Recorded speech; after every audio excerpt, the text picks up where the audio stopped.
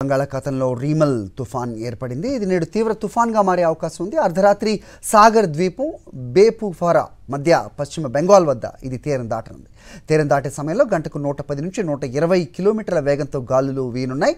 గరిష్టంగా 135 కిలోమీటర్ల వేగంతో బలమైన గాలులు వీచే అవకాశం ఉంది. మరోవైపు బంగాళాఖాతంలోకి విస్తరించిన నైరుతి రుతుపవనాలు ఈ నెల 31లోగా కేరళను తాకనున్నాయి.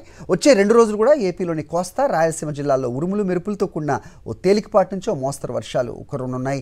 2 రోజుల తర్వాత మళ్ళీ రాష్ట్రంలో పొడి వాతావరణం ఏర్పడే అవకాశం ఉంది. రైట్, ఈ తుఫాన్కి సంబంధించి మరిన్ని అప్డేట్స్ మా కరెస్పాండెంట్ అనిల్ అడిగి తెలుసుకుందాం. అనిల్, ఏం చెప్తున్నారు వాతావరణ అధికారులు? సో వెస్ట్ బెంగాల్ దగ్గర తీరం దాటే ఈ తుఫాన్ ఇంపాక్ట్ ఎఫెక్ట్ తెలుగు రాష్ట్రాలపై ఏ విధంగా ఉంటుంది?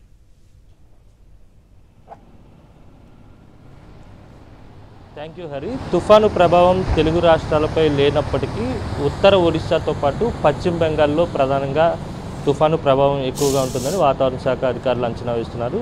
ఇప్పటికే ఈరోజు తుఫానుగా కొనసాగుతున్నటువంటి పరిస్థితుల్లో పూర్తిగా బలపడి ఈరోజు రాత్రికి తీరం దాటే అవకాశం అయితే స్పష్టంగా కనపడుతుందని వాతావరణ శాఖ ఇప్పటికే వెల్లడించింది. తీరాన్ని దాటేటువంటి క్రమంలో 110 నుంచి 130 కిలోమీటర్ల వేగంతో గాలులు వీచేటువంటి అవకాశం ఉంటుందని వాతావరణ శాఖ సూచించినటువంటి నేపథ్యంలోనే ఇప్పటికే ఒరిస్సాతో పాటు పశ్చిమ బెంగాల్ ప్రభుత్వాలు అలర్ట్ అయ్యాయి. ఆ తీర ప్రాంతంలో ఉండేటువంటి జిల్లాల కలెక్టర్లను ఇప్పటికే అలర్ట్ చేశారు. అక్కడ తీసుకోవాల్సినటువంటి చర్యలపై ఇప్పటికే రెండు ప్రభుత్వాలు కూడా సమన్వయంతో పనిచేస్తున్నటువంటి సిచ్యువేషన్ అయితే కనపడుతూ ఉంది. మరోవైపు చూసుకున్నట్లయితే కనుక ఋతుపవనాల విస్తరణకు కూడా చాలా అనుకూలమైనటువంటి వాతావరణం కనపడుతూ ఉంది. ఈ నెల 31న కేరళను తాకేటువంటి అవకాశాలు సూచనలు స్పష్టంగా ఉన్నాయని వాతావరణ శాఖ చెబుతుంది. ఇప్పటికే తెలుగు రాష్ట్రాల్లో వాతావరణం చల్లబడింది. విదర్భ నుంచి తెలంగాణ మీదుగా బంగాళాఖాతం వరకు కొనసాగుతున్నటువంటి ద్రోణి ప్రభావంతో గడిచిన 2 రోజులుగా తెలుగు రాష్ట్రాల్లో మోస్తరు వర్షాలు కురుస్తున్నాయి.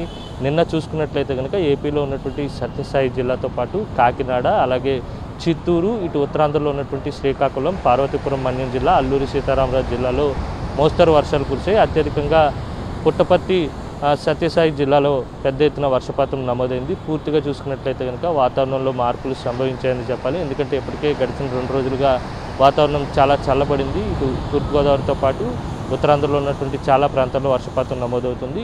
మరోవైపు చూసుకున్నట్లయితే కనుక నైరుతి రుతుపవనాల ఆగమనానికి కూడా అనుకూలమైనటువంటి వాతావరణం ఉంది. అనుకున్న సమయానికి నైరుతి రుతుపవనాలు పూర్తిగా విస్తరించేటువంటి అవకాశం ఉంటుందని వాతావరణ శాఖ ఇప్పటికే స్పష్టం చేస్తుంది.